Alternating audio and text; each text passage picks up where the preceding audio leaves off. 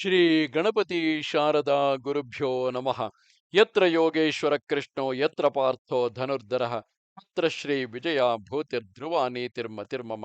ಶ್ರೋತೃಗಳಿಗೆ ಶ್ರೀ ಅಳಸಿಂಗರಾಚಾರ್ಯ ವಿರಚಿತ ಶ್ರೀ ವ್ಯಾಸ ಮಹರ್ಷಿ ಪ್ರಣೀತ ಶ್ರೀಮನ್ ಮಹಾಭಾರತದ ಶಾಂತಿ ಪರ್ವದಲ್ಲಿ ವ್ಯಾಸನು ಶುಕನಿಗೆ ಸನ್ಯಾಸ ಧರ್ಮಗಳನ್ನು ತಿಳಿಸಿದುದು ಎಂಬ 251ನೆಯ ಅಧ್ಯಾಯಕ್ಕೆ ಸ್ವಾಗತ. ಆಗ ಶುಕನು, ಜನಕ, ವಾನಪ್ರಸ್ಥದಲ್ಲಿ ಹೇಗೋ ಹಾಗೆ ಸನ್ಯಾಸಾಶ್ರಮದಲ್ಲಿ ಇರುವವನು ಸದ್ಗತಿಯನ್ನು ಹೊಂದಬೇಕಾದರೆ ಹೇಗೆ ನಡೆಯಬೇಕು ಅದನ್ನು ನನಗೆ ತಿಳಿಸು ಎನ್ನಲು ವ್ಯಾಸಮುನಿಯು ಹೇಳುತ್ತಾನೆ, ಕುಮಾರ, ಮೊದಲಿನ 2 ಆಶ್ರಮ ಧರ್ಮಗಳಿಂದ ಸಂಸ್ಕಾರವನ್ನು ಪಡೆದ ಮೇಲೆ ಮುಂದೆ ಪರಮಾರ್ಥವೆನಿಸಿದ ಮೋಕ್ಷಕ್ಕಾಗಿ ಹೇಗೆ ನಡೆಯಬೇಕು ಅದನ್ನು ಸಾವಧಾನವಾಗಿ ಕೇಳು. ಕ್ರಮವಾಗಿ ಮೊದಲಿನ 3 ಆಶ್ರಮ ವೃತ್ತಿಗಳಿಂದ ಮನಸ್ಸಿನ ಕಲ್ಮಶಗಳನ್ನೆಲ್ಲ ನೀಗಿಸಿದ ಮೇಲೆ ಇವೆಲ್ಲಕ್ಕಿಂತಲೂ ಮೇಲೆನಿಸಿದ ಸನ್ಯಾಸವನ್ನು ಅವಲಂಬಿಸಬೇಕು. ಕುಮಾರ, ನೀನು ಅದನ್ನೇ ಅಭ್ಯಸಿಸಬೇಕಾದುದರಿಂದ ಅದನ್ನು ನಿನಗೆ ವಿವರಿಸುವೆನು. ಇತರರ ಸಹಾಯವಿಲ್ಲದೆ ನಾನೊಬ್ಬನೇ ಸಿದ್ಧಿಯನ್ನು ಹೊಂದಬೇಕಾದರೆ ಈ ಸನ್ಯಾಸ ಯೋಗವನ್ನು ಹಿಡಿಯಬೇಕು. ಹೀಗೆ ಸನ್ಯಾಸಿಯು ಏಕಾಕಿಯಾಗಿ ಸಂಚರಿಸುತ್ತಾ ಆತ್ಮಜ್ಞಾನಿಯಾಗಿ ಎಲ್ಲವನ್ನೂ ಆತ್ಮದಂತೆ ಭಾವಿಸಿ ಸಕಲವನ್ನು ಪರಮಾತ್ಮ ರೂಪದಿಂದ ತಿಳಿಯುವವನು. ಯಾವುದನ್ನು ನಿರಾಕರಿಸನು. ಅವನಿಗೆ ಯಾವ ನ್ಯೂನತೆಯೂ ಇರದು. ಅವನಿಗೆ ಅಗ್ನಿಹೋತ್ರವೂ ಇಲ್ಲ, ಸ್ಥಿರವಾದ ವಸತಿಯೂ ಇಲ್ಲ.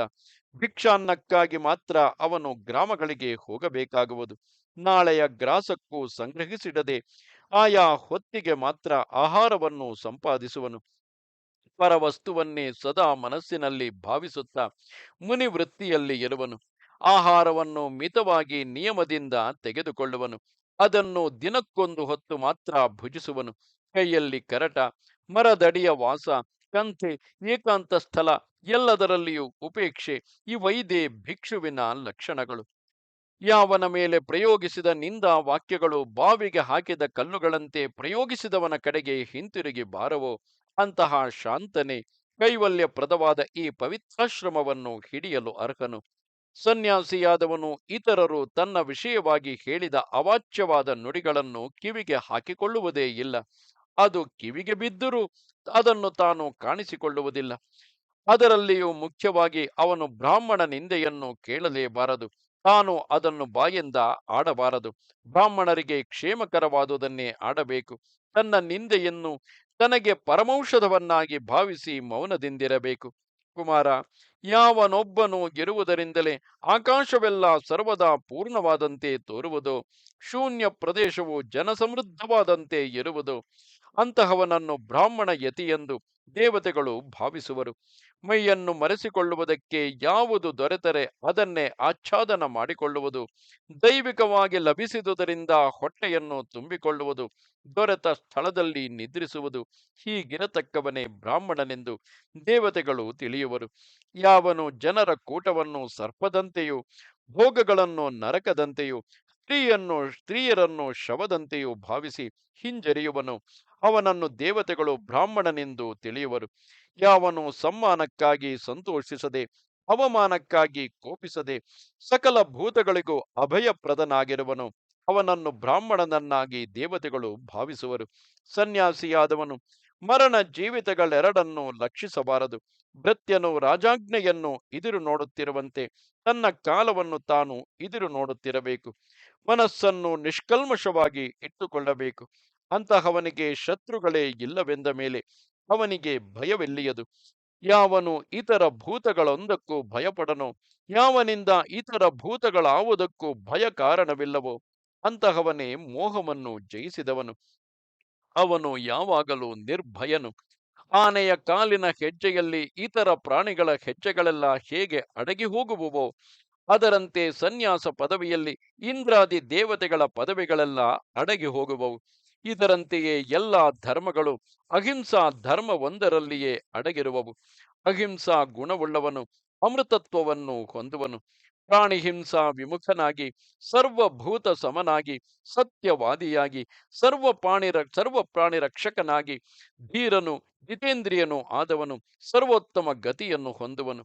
ಆತ್ಮಜ್ಞಾನದಿಂದ ತೃಪ್ತನಾಗಿ ನಿರ್ಭಯನಾಗಿ ನಿರಾಶನಾಗಿರುವವನನ್ನು ಮೃತ್ಯುವು ಹೆದರಿಸಲಾರದು. ಅವನೇ ತಾನಾಗಿ ಮೃತ್ಯುವನ್ನು ಸಂತೋಷದಿಂದ ಎದುರುಗೊಳ್ಳುವನು. ಸರ್ವಸಂಗ ತ್ಯಾಗಿಯಾಗಿ ಮುನಿಯಾಗಿ ಆಕಾಶದಂತೆ ಎಲ್ಲೆಲ್ಲಿಯೂ ನಿರ್ಭಯನಾಗಿರುತ್ತಾ ಮಮಕಾರವಿಲ್ಲದೆ ಶಾಂತನಾಗಿ ಏಕಾಕಿಯಾಗಿ ಇರುವವನನ್ನೇ ದೇವತೆಗಳು ಬ್ರಾಹ್ಮಣನೆಂದು ತಿಳಿಯುವರು. ಯಾವನ ಜೀವಿತವು ಧರ್ಮಕ್ಕಾಗಿಯೂ ಧರ್ಮವು ಆಶ್ರಿತರ ಕ್ಷೇಮಕ್ಕಾಗಿಯೂ ಇರುವುದೋ, ಯಾವನಿಗೆ ಅಹೋರಾತ್ರಿಗಳೆರಡು ಪುಣ್ಯಕ್ಕಾಗಿಯೇ ಇರುವವೋ, ಅವನನ್ನು ದೇವತೆಗಳು ಬ್ರಾಹ್ಮಣರೆಂದು ತಿಳಿಯುವರು. ಎಲ್ಲ ಆಶೆಗಳನ್ನು ತೊರೆದು ಯಾವ ಕಾರ್ಯಗಳಿಗೂ ಕೈಯೆಕ್ಕದೆ, ಯಾರಿಗೂ ತಲೆ ಬಗ್ಗದೆ, ಯಾರನ್ನೂ ಹೊಗಳದೆ, ಸಮಸ್ತ ಬಂಧಗಳಿಂದ ಮುಕ್ತನಾದವನನ್ನು ಬ್ರಾಹ್ಮಣನೆಂದು ದೇವತೆಗಳು ತಿಳಿಯುವರು. ಲೋಕದಲ್ಲಿ ಸಮಸ್ತ ಭೂತಗಳು ಸುಖವನ್ನು ಆಶಿಸುವವು, ದುಃಖವೆಂದರೆ ಎಲ್ಲವೂ ಹೆದರುವವು. ಆದುದರಿಂದ ಯಾವ ಭೂತಗಳಿಗೂ ಭಯವನ್ನು ಹುಟ್ಟಿಸತಕ್ಕ ಅಹಿತ ಕಾರ್ಯವನ್ನೇನು ಮಾಡಬಾರದು. ದಾನಗಳಲ್ಲಿ ಅಭಯ ದಾನವೇ ಎಲ್ಲಕ್ಕಿಂತಲೂ ಮೇಲಾದುದು. ಹಿಂಸಾ ಸ್ವಭಾವವನ್ನು ಬಿಟ್ಟವನು ಪ್ರಾಣಿಗಳಿಗೆ ಉತ್ತಮವಾದ ಅಭಯದಾನ ಮಾಡಿದವನಾಗುವನು.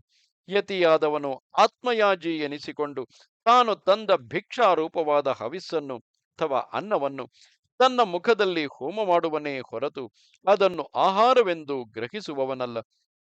ಅಂತಹವನು ಲೋಕಕ್ಕೆ ಆಧಾರನು, ಜಗತ್ತಿಗೆ ಗೌರವ ಸ್ಥಾನವೂ ಆಗಿರುವನು. ಅವನ ಅಂಗಗಳೇ ಯಜ್ಞಾಂಗಗಳಾಗಿ ಅವನ ಶುಭಾಶುಭ ಕರ್ಮಗಳೆಲ್ಲವೂ ಅಗ್ನಿಯಲ್ಲಿ ಹುತವಾದಂತೆ ಅಲ್ಲಿಯೇ ದಗ್ಧವಾಗುವವು. ಇದರಿಂದ ಅವನು ತನ್ನಲ್ಲಿ ತಾನೇ ಯಾಜಿಸಿಕೊಳ್ಳತಕ್ಕ ಆತ್ಮಯಾಜಿ ಎನಿಸಿ ತನ್ನ ಹೃದಯದಲ್ಲಿರುವ ಅಗ್ನಿಯಲ್ಲಿಯೇ ಅವನು ತನ್ನ ಇಂದ್ರಿಯಗಳನ್ನು ಮನಸ್ಸನ್ನು ದಗ್ಧ ಮಾಡುವನು. ಹೀಗೆ ತನ್ನಲ್ಲಿ ಇರುವ ಹೃದಯಾಗ್ನಿಯಲ್ಲಿಯೇ ಚಿತ್ತೇಂದ್ರಿಯಾದಿ ಹವಿಸ್ಸುಗಳನ್ನು ಹೋಮ ಮಾಡತಕ್ಕ ಸನ್ಯಾಸಿಯ ವಿಷಯದಲ್ಲಿ ದೇವತೆಗಳು ಮೊದಲಾಗಿ ಸಮಸ್ತ ಭೂತಗಳು ತೃಪ್ತಿ ಹೊಂದುವವು. ತೇಜೋ ವಿಶಿಷ್ಟನಾಗಿ ಮೂರು ಕೋಶಗಳಿಂದ ಆವೃತನಾಗಿ ಮೂರು ಗುಣಗಳಿಂದ ಕೂಡಿದ ಆ ಜೀವನಲ್ಲಿ ಪರಮಾತ್ಮ ಸ್ವರೂಪವನ್ನು ತಿಳಿಯತಕ್ಕವರೇ ಲೋಕದಲ್ಲಿ ಮೇಲಾದ ಬ್ರಾಹ್ಮಣರೆಂದು ಭಾವಿಸಲ್ಪಡುವರು. ದೇವತೆಗಳು ಕೂಡ ಅವರನ್ನು ಅವರ ಗುಣಗಳನ್ನು ಬಹಳವಾಗಿ ಕೊಂಡಾಡುವರು. ಯಾವನು ತನ್ನ ದೇಹದೊಳಗಿನ ಆತ್ಮದಲ್ಲಿಯೇ ಎಲ್ಲ ವೇದಗಳನ್ನು, ವೇದ್ಯಗಳನ್ನು, ವಿಧಿಗಳನ್ನು, ಆಕಾಶವನ್ನು ತಿಳಿಯುವನು, ಅವನು ಮತ್ತು ತನ್ನಲ್ಲಿಯೇ ಆ ಪರಮಾತ್ಮ ಭಾವವನ್ನು ಕಾಣುವನು. ಅಂತಹವನನ್ನು ದೇವತೆಗಳೂ ಮಹಾತ್ಮನೆಂದು ಪೂಜಿಸುವರು. ಭೂಮಿಯಲ್ಲಿಯೂ ಸೇರದೆ ಆಕಾಶದಲ್ಲಿಯೂ ಊಹಿಸಲು ಸಾಧ್ಯವಿಲ್ಲದೆ ಹಿರಣ್ಮಯವಾದ ಅಂಡದ ನಡುವೆ ಸೇರಿದ ಹಲವು ಗರಿಗಳುಳ್ಳ ವೃಕ್ಷದಂತೆ ಎರಡು ರೆಕ್ಕೆಗಳಿಂದ ಪ್ರಕಾಶಿಸುತ್ತಾ ಕಿರಣಗಳಿಂದ ಜ್ವಲಿಸುವ ಆ ಪರವಸ್ತುವನ್ನು ಯಾವನು ತನ್ನ ಆತ್ಮದಲ್ಲಿಯೇ ಕಾಣುವನೋ ಅಂತಹವನನ್ನು ದೇವತೆಗಳು ಮಹಾಮಹಿಮನೆಂದು ತಿಳಿದು ಪೂಜಿಸುವರು. ಹೊರಳಿ ಹೊರಳಿ ಸಾಗುತ್ತಿರುವ ಕಾಲಚಕ್ರಕ್ಕೆ ಯಾವಾಗಲೂ ನಾಶವಿಲ್ಲ. 6 ಋತುಗಳೇ ಅದರ ನಾಭಿ, 12 ಮಾಸಗಳೇ ಅದರ ಅರಗಳು. ಅದು ಪರ್ವಗಳೆಂಬ ದೃಢವಾದ ಶಿರಸ್ಸುಗಳಿಂದ ಕೂಡಿ ಸಮಸ್ತ ಜಗತ್ತನ್ನು ತನ್ನ ಬಾಯೊಳಗೆ ಅಡಗಿಸಿಕೊಳ್ಳತಕ್ಕದು. ಅಂತಹ ಕಾಲಚಕ್ರವನ್ನು ಯಾವನು ತನ್ನ ಬುದ್ಧಿಯಲ್ಲಿ ಅಡಗಿಸಿಡುವನೋ ಅಂತಹವನನ್ನು ದೇವತೆಗಳು ಪೂಜಿಸುವರು. ಬ್ರಹ್ಮ ಸ್ವರೂಪವೇ ಸುಷುಪ್ತಿ, ಅದೇ ಜಗತ್ತಿಗೆ ಶರೀರವು. ಅದು ಎಲ್ಲ ಸ್ಥೂಲ ಸೂಕ್ಷ್ಮಗಳನ್ನು ವ್ಯಾಪಿಸಿರುವುದು. ಜೀವನು ಆ ಸುಷುಪ್ತಿ ಎಂಬ ಜಗತ್ತಿನಲ್ಲಿ ಏಕದೇಶವನ್ನು ವಹಿಸಿ ದೇವತೆಗಳನ್ನು ತೃಪ್ತಿಗೊಳಿಸುವನು. ಅದರಿಂದ ತೃಪ್ತವಾದ ಆ ದೇವತೆಗಳು ಆ ಜೀವನನ್ನು ತೃಪ್ತಿಗೊಳಿಸುವರು. ಜೀವನು ತೇಜೋಮಯನು, ನಾಶರಹಿತನು, ಪುರಾತನನು. ಅವನು ಕೊನೆಗೆ ಬ್ರಹ್ಮೋಪಾಸನದಿಂದ ನಿರ್ಭಯವಾದ ಮತ್ತು ಶಾಶ್ವತವಾದ ಲೋಕಗಳನ್ನು ಹೊಂದುವನು. ಯಾವನಿಂದ ಯಾವ ಪ್ರಾಣಿಗಳಿಗೂ ಯಾವಾಗಲೂ ಯಾವುದೊಂದು ಭಯವೂ ಇಲ್ಲವೋ ಅವನಿಗೆ ಬೇರೆ ಯಾವುದರಿಂದಲೂ ಯಾವಾಗಲೂ ಯಾವ ಭಯವೂ ಇರದು.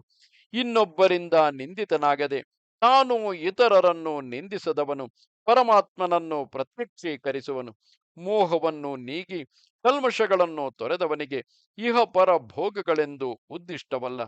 ಹೀಗೆ ಕ್ರೋಧ ಲೋಭಗಳನ್ನು ತೊರೆದು ಮಣ್ಣು ಬಂಗಾರಗಳು, ಸ್ನೇಹ ದ್ವೇಷಗಳು, ನಿಂದಾ ಸ್ತುತಿಗಳು, ಪ್ರಿಯ ಅಪ್ರಿಯಗಳೆಂಬವೆಲ್ಲೆಲ್ಲ ಸಮಬುದ್ಧಿಯಿಂದ ನೋಡುತ್ತಾ ಉದಾಸೀನನಾಗಿ ಸಂಚರಿಸತಕ್ಕವನು ತಮ್ಮ ಸನ್ಯಾಸ ಧರ್ಮವನ್ನು ಹಿಡಿದ ಭಿಕ್ಷುಕನೆನಿಸುವನು. ಇದು 251ನೆಯ ಅಧ್ಯಾಯವು.